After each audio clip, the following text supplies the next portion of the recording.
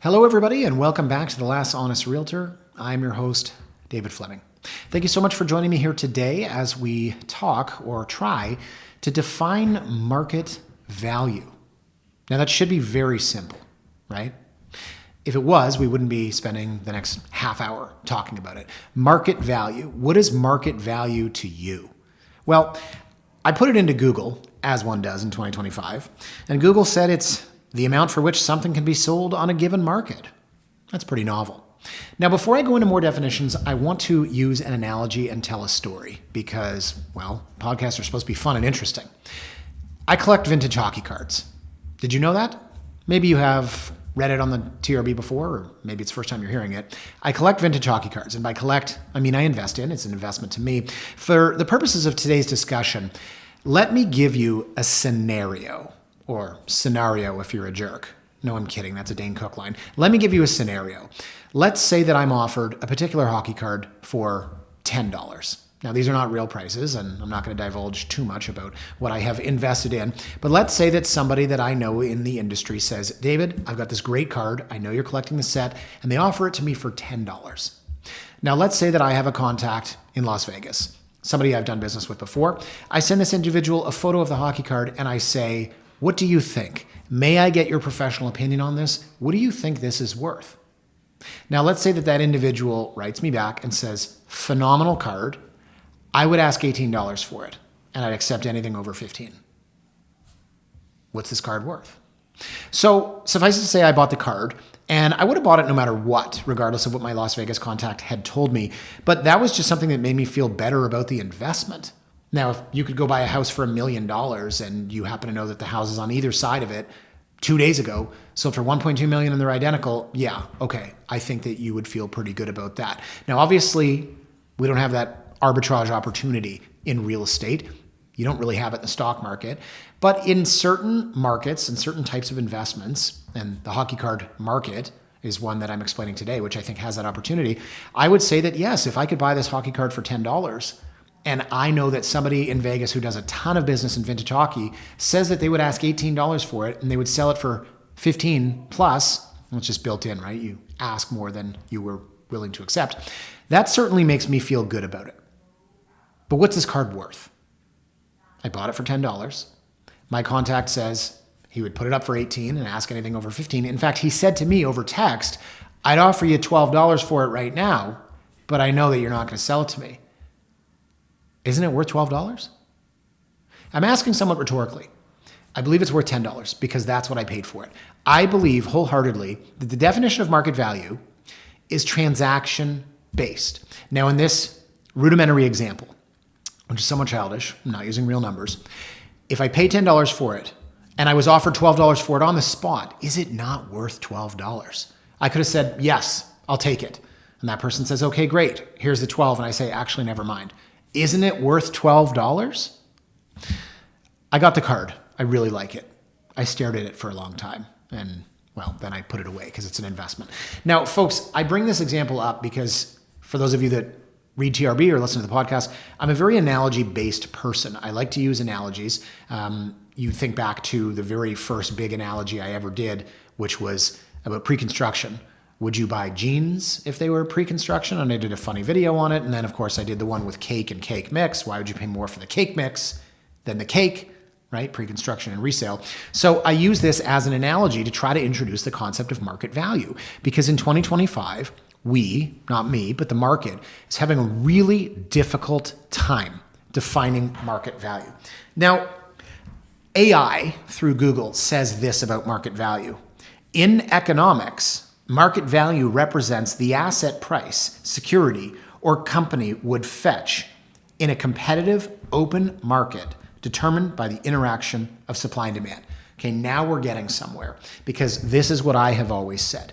My definition of market value is the price that is agreed upon by a willing buyer and a willing seller in a market without interference. And define interference, I mean, I don't want to use the word tariff, but whether it's tariff, whether it's taxes, whether it's regulation. I was reading, don't want to go off on a tangent here, I was reading about how in Quebec, the government fined homeowners for listing their homes for lease during a golf tournament last year. Now, the libertarian in me says, who's the government to tell us that we can't rent out our properties? Now, the government was trying to bring the big golf tournament, right? It was 2024, the President's Cup, into Montreal. They wanted to regulate. Okay, well, that's interference in an open market. I'm not talking about that in the context of market value. Another definition, market value is the price of something, such as an asset that's determined by the supply and demand of the asset in the marketplace. The economic value represents the maximum amount a customer is willing to pay for something. So again, we get to this idea, and if you picture the axis from grade 12 economics, supply and demand, and where it intersects is the price, without interference, without regulation. Now, let me tell you what market value is not. Market value is not what you want. Market value is not what you need. Market value is not a number based on your calculations of I paid this much and there's land transfer tax and there's realtor fees. Market value is not I'm going to buy a house and it's this much money, but if I can get it for this much less, then I can sell my house for this much less. Market value has nothing to do with that.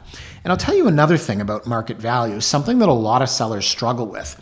Irrespective of a change in the market, market value is not what you paid for a home plus your improvements.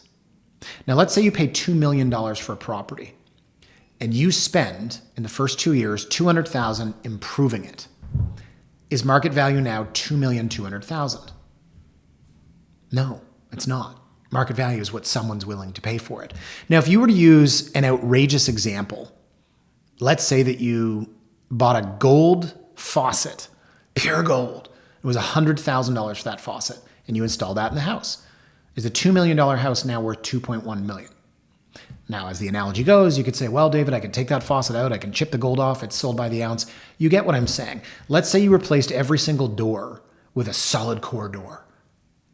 Can you just simply say I spent $25,000 on doors and add that to the value? Because I recently saw a list of improvements at a house. And number one on the list, paint. It said entire house painted 2020. Congratulations. You painted a house. Maybe it cost you $15,000 5 years ago. You don't just add $15,000 to the quote unquote value of the home. So if you were to go and put in surround sound, it costs you $15,000. You're a cinephile. You love movies. You got a great subwoofer. You got one of those little cabinet thingies and it blinks and it's got lights and it kind of makes a grinding noise and I have absolutely no idea what it is. It's a server. You spent $25,000 on that, doesn't add $25,000 value to the home.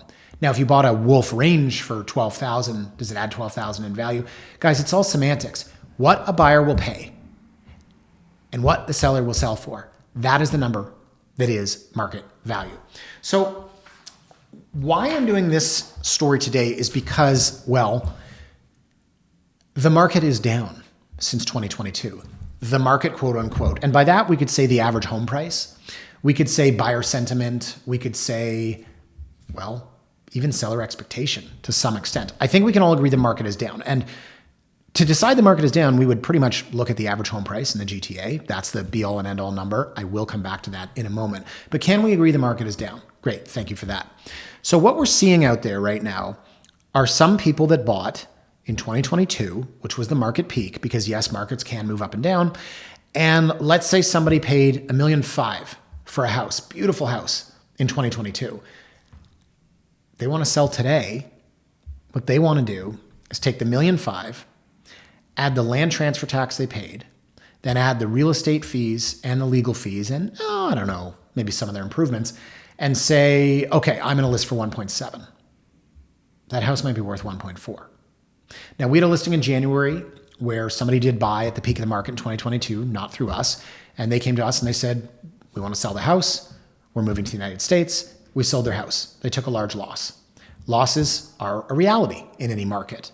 The stock market is no different than the real estate market, with the one caveat, well, I'd say two. Number one would be, you don't live in your stocks. You live in your house. I think that's a fair point. It's not pure investment. You do gain some marginal utility from it. Now, the second caveat, of course, is that people, especially in Toronto, just have arbitrarily decided over the years that The market can only go up. Now, I know I'm in sales, and I know that I'm the first person to say, yeah, the market's going to go up. On a long enough time horizon, it will. But there are peaks and valleys. And we came off a 2022 peak.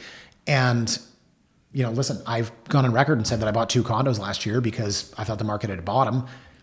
One of them is definitely worth less than I paid. Okay, here you go. Loser number 1.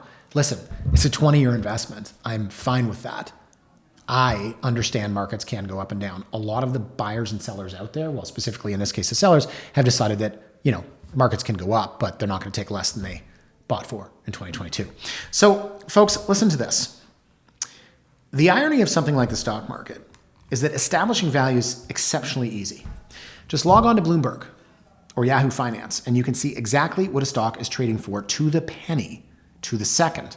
But the irony lies in the fact that these values can change every second, and the entire purpose of the stock market, unless you happen to believe in owning pieces of companies, is for people to make wagers on values going up or going down. And thus it seems to follow that in these markets, participants believe that stocks could be overvalued or undervalued in any particular moment of time. Now, what does that say about market value? If you're buying shares of stock for $200, it's because you think it's going to go up. But would you have paid more or less based on your idea of an intrinsic value?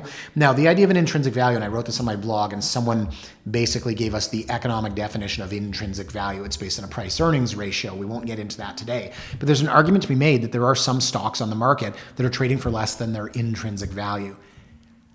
You take that logic and apply it to the real estate market, and my goodness, you're going to have a lot of sellers saying, yeah, listen, the intrinsic value of my home, okay? That brings me full circle to what I wanted to discuss today. We're defining market value. We're trying to. I'm giving you some analogies, talking about the stock market, talking about hockey cards. But a friend of mine, and I'm going to read you this story.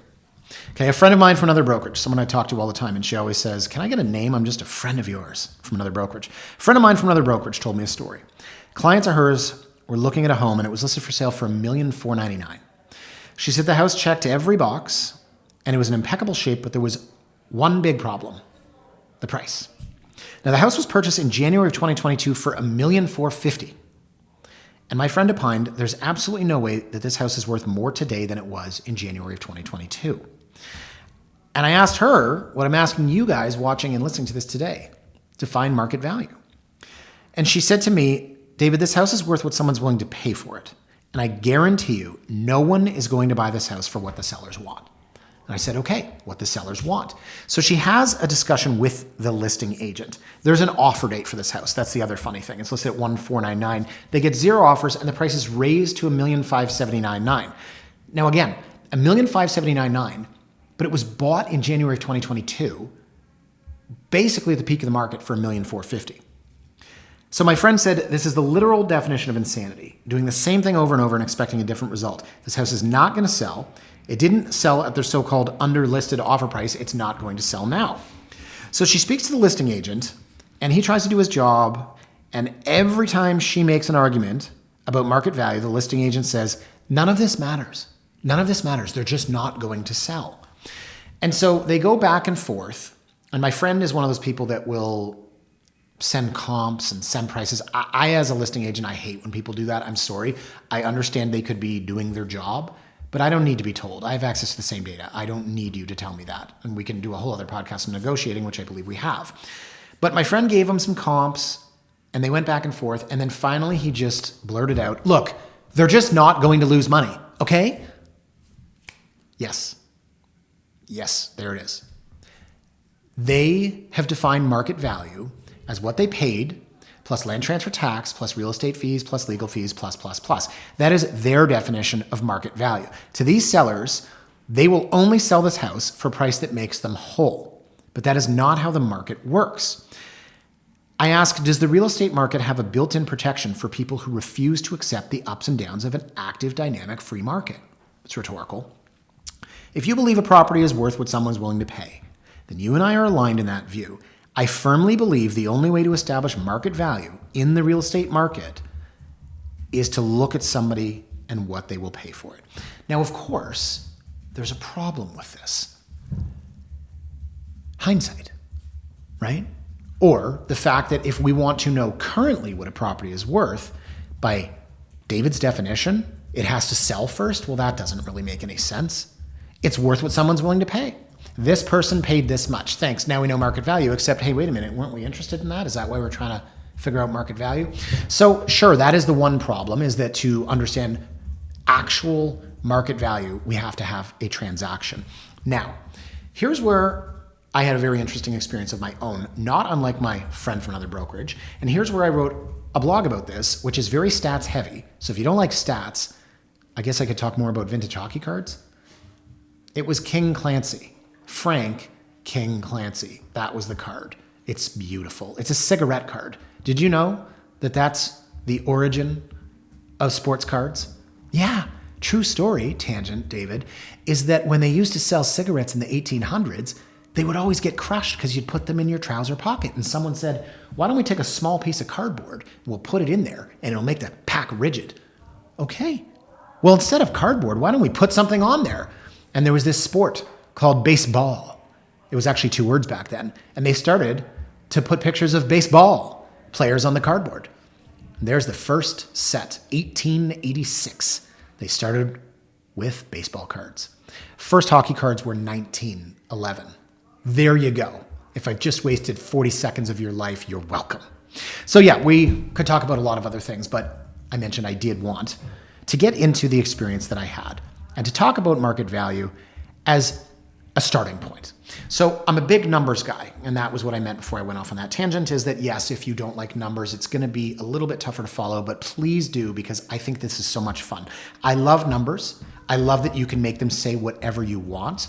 And while we look at market value for something that has sold, while we look at comparable sales, we can use statistical data, historically statistical data, to at least give us a range of value. So let's do this. I'm going to tell you about this property. It was listed for $1,999,000 and it had an offer date. The problem with this is that they had bought this in March of 2022 for $1,890,000. Follow the math. The market's down from then, but they're priced $110,000 higher. That makes no sense. Now, they had an offer date just like my friend from another brokerage and her experience, and I spoke to the listing agent. Listing agent said, the seller would love to see 2.2 or 2.3. Hold the phone. You paid $1,890,000 in March of 2022. You want to see 2.2 or 2.3. The market is down. Now the market, what does that mean? The market is down. When I say the market is down, what am I referring to? I'm referring to basically every single statistic on the market, which I am now going to cover. And that's when I said it might be tough for you to follow, but just bear with me. In March of 2022, the average GTA home price was $1,299,984. Okay, $1,003,000. March of 2022, $1,003,000. Now, if we were to look at February of 2025, which is our most recent data, because of course we don't have March's data yet, our average home price is $1,084,000. My goodness, stats. This is what I love about statistics. So let's just work with this. $1,299,984 minus $1,084,547. Divide by. And you can see that the average home price, and this is just a number, it's just an average, it's a starting point. The average home price is down 16.6%. Now, does that mean if you bought your home in March of 2022, it's worth 16.6% less? No. It could be worth 26.6% less. It could be worth 2% less. The law of averages, guys, is it tells us that every average is made up of many other averages. So this is the GTA price. From there, we could look at the 416. In fact, we will. We could look at detached. In fact, we will. We could look at a whole different set of data. And while the average home price is down 16.6%, the person that was asking, what, $300,000 more for their house when the value's down 16.6%, what's their argument going to be? My guys have put $100,000 into this house. Okay. Did they put in gold-plated faucets? Is the $100,000 $15,000 of paint? It actually was. Cat out of the bag. That's part of where this came from. I've seen that in a few different listings, actually. But my point being, if you're asking 20% more for a home when the market average is down 16.6%, there's absolutely no overlap with market value. Market value being, and if you're a visual thinker, the X on the axis, grade 12 economics, Buyers, sellers, supply, demand. Now you could look at any other industry. Let's say for argument's sake, I don't know, Christmas trees. Let's say that there's a massive fire and it wipes out 80% of the Christmas trees in the country. Guess what? The number of people looking for a Christmas tree has not changed year over year, but the number of Christmas trees has. That is going to put upward pressure on price. And if you're a visual thinker, you're thinking grade 12 economics, although you were at the back of the class and you were joking around, you're having a good time, you're probably talking about whatever party you're going to. And I was just looking at the board. I was so into numbers, and then I would go home alone. Sorry, where were we? Yeah, no, that's a realistic scenario in my grade 12 economics. But I absolutely ate it all up. We actually started economics in grade 11. I hope they teach that nowadays. I assume in high school, all they do is tell kids to do projects on how to be aggrieved and offended. But bottom line is, it is very, very basic. It is grade 12 economics, is the intersection of supply and demand. And if there is less supply and demand is the same, prices will go up. In our example here, prices are down. Prices are down based on thousands and thousands of sales. This is undeniable.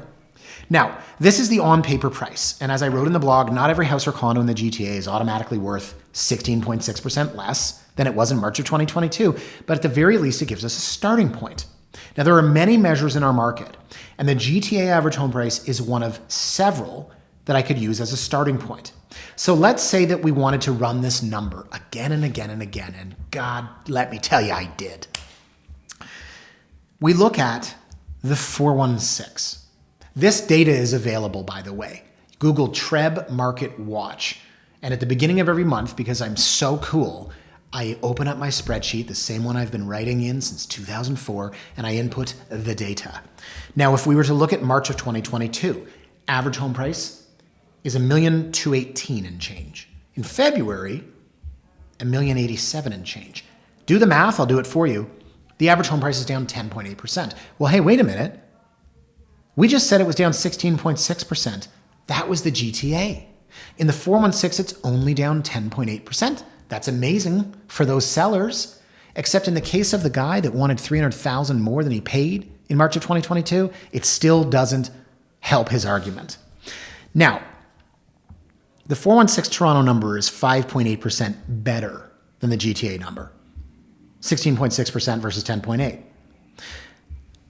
But what is the seller of this house thinking? What number are they using? I mean, I'll tell you the end of the story. They're not using the number. But for the purposes of trying to figure out market value, let's go one step further. Let's look at detached homes, only detached homes in the 416. March of 2022, average was $1,920,000 and change. February of 2025, average is $1,782,000 and change. It's only 7.2%. So we've gone from the GTA down 16.6%. The 416, which is a part of the GTA, right? Average is made of averages. 416 is only down 10.8, but then we get to the 416 and it's only down 7.2%. Now, if you were to take, and eventually I did in this blog post, and I will for you, if you were to take $1,890,000 and you were to apply that 7.2% reduction in value, this house is worth $1,754,000. But didn't the listing agent say they wanted 2.2 to 2.3? Now again, it's worth what someone's willing to pay. And the law of averages, as this broken record continues to spin, tells us you can make numbers say anything you want. But this was an exercise that I did specifically for this listing agent who eventually just admitted, yeah, listen, my guy wants what he wants.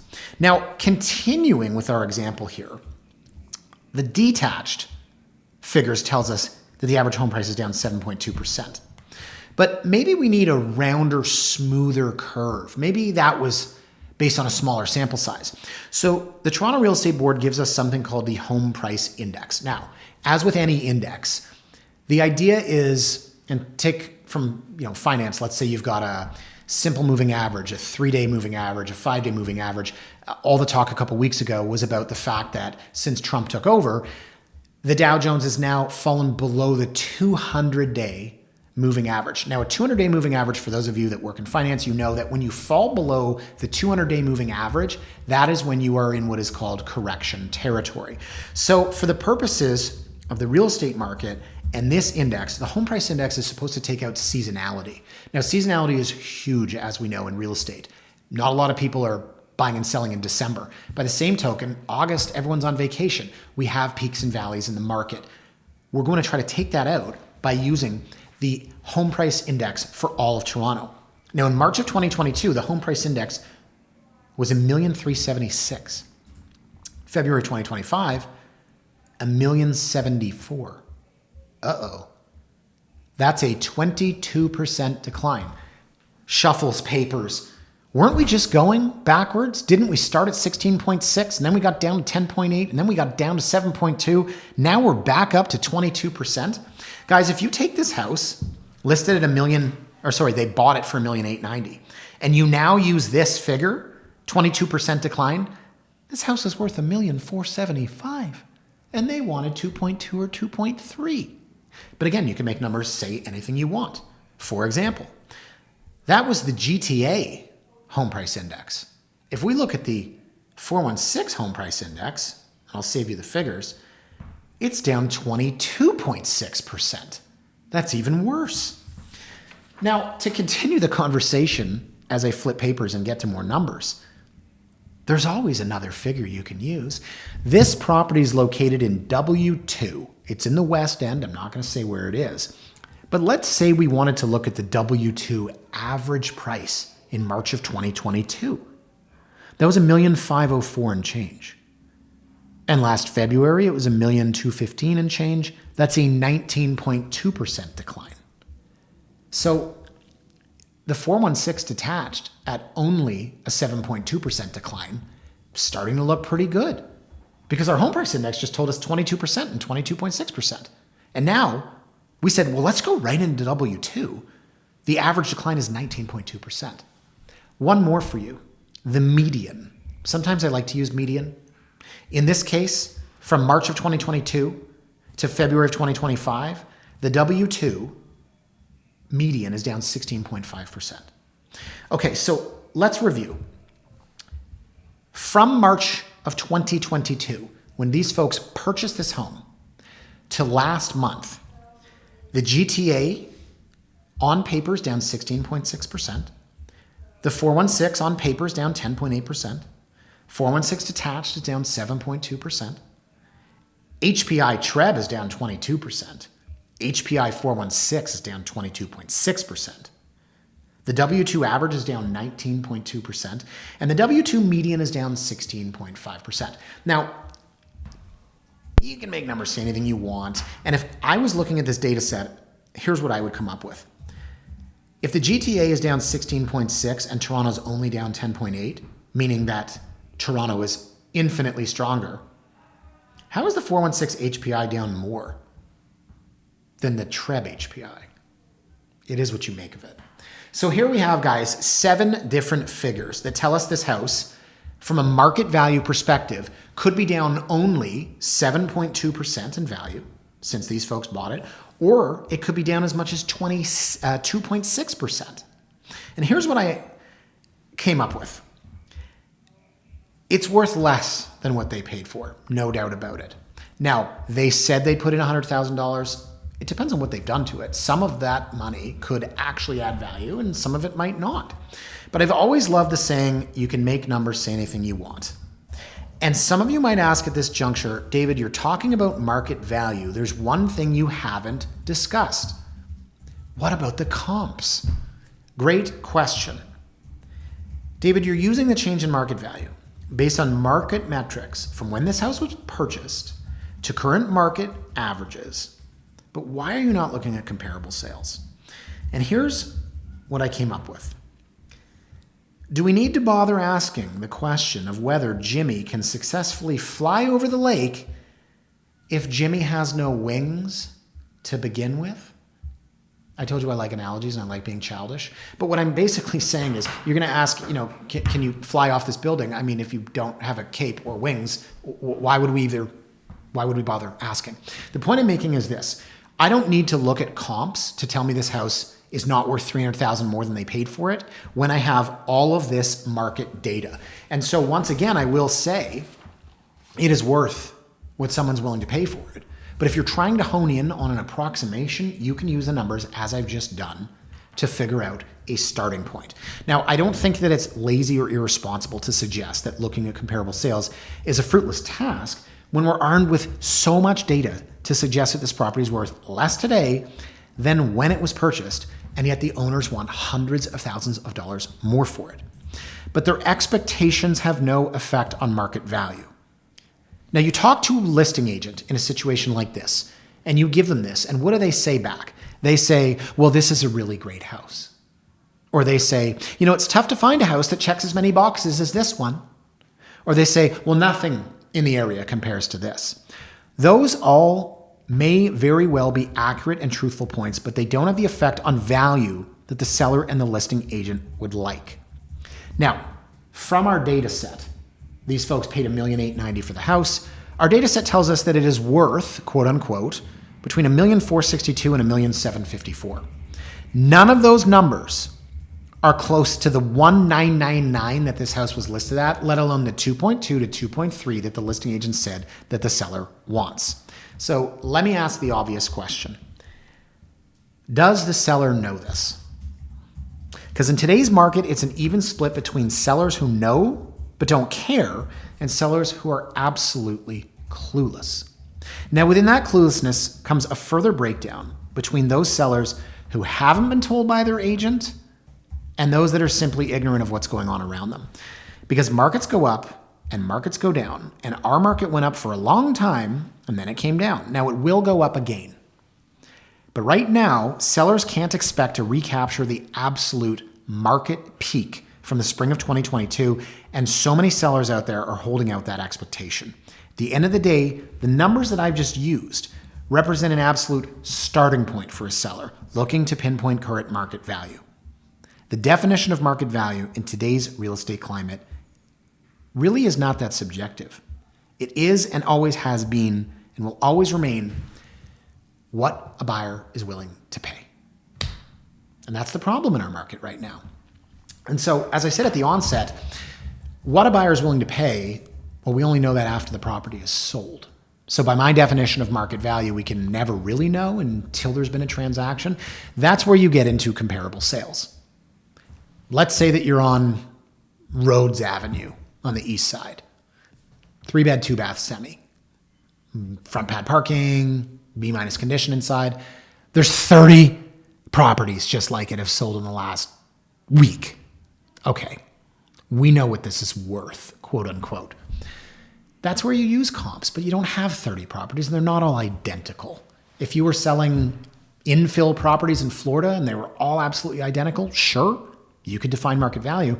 But what about the fluctuations? That's a very volatile market. Maybe there are infinitely more sellers than buyers. And you could say, well, this sold for this a month ago. And I could say, hey, listen, that was a month ago. Things have changed. So within all this discussion about market value, what does the seller think it's worth? What does the seller want? What is the buyer willing to pay? What do the comps say? How many properties are sold in the area? You can do what I've done. You can use the TREB numbers, and it's just simple math. And it's not exact, but it's a starting point. And I really do wish that more sellers would do that as a starting point, because when I do an evaluation for folks, and I've done a lot of evaluations this year, I will start with the comparable sales. And typically what I like to do with an evaluation is say, you've got a detached 4-bed, 4-bath on a 25 by 120 foot lot with a private drive. And here's the condition, and here's the school district and the street, et cetera. And then I look for other detached. And maybe there's only 3 beds. We'll adjust for that. Maybe there's only 3 baths. We'll adjust for that. Maybe my guys have a front pad parking and the comp has a private drive. We can adjust for all that. We'll look for an average. And that's one starting point. But for the sellers out there that bought in 2021 or bought in 2022, and they've arbitrarily decided their house is worth $300,000 more, I would say go use the numbers that I've looked at. Because someone emailed me a house the other day, I think it was on Kenilworth, and they said, I don't understand. These people bought this house for $1,499,000 in the fall of 2021. They're asking $1,009,000. Simple math, based on all of the data that I've shared with you guys that's publicly available, what's it worth? It's worth probably around what they paid. It doesn't matter. I would argue that house is basically not for sale. If you take a $20 bill and you have the best marketing campaign on the planet to try to sell it for $35, it ain't gonna sell. Now, obviously, there's a real value assigned to that, But as I said, I like analogies and sometimes childish examples. So part of the issue in our market this year is exactly what it was last year. Seller expectations. A lot of buyers out there, they want to buy. They can't pull the trigger on that property because they know the seller's getting more than they should. But for the buyer that does pull the trigger, the buyer that says, I might have overpaid, I might have paid a little more than it's worth, don't you think that once they've bought it, they have just created the very definition of market value? Because to me, that is what I have always deemed market value. Now, the obvious question here, guys, as we sum up is, should I sell this hockey card for $12 and lock in a 20% profit? No, I'm kidding. But I use that example at the beginning to kind of illustrate. I paid $10 for this card, and somebody told me that it's worth upwards of 18. They offered me 12 for it. And I rhetorically asked, what is it worth? It's worth 10. I paid 10, it's worth 10. It doesn't matter that someone offered me 12 a second later. It doesn't matter that I could have seen the 12 on the table and reached out for it and then changed my mind. Until I take that $12 and hand over that hockey card, is still worth the 10 that I paid for it. That is and forever will be the very definition of market value. And it is what is causing such an issue in today's real estate market.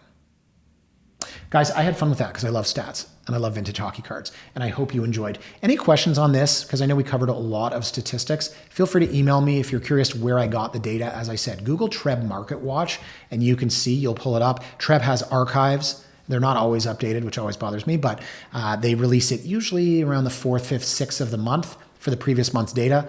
I love data. You can make numbers say anything you want. I write a ton of blogs about this. If you're not familiar with Toronto Realty blog, obviously go and take a look.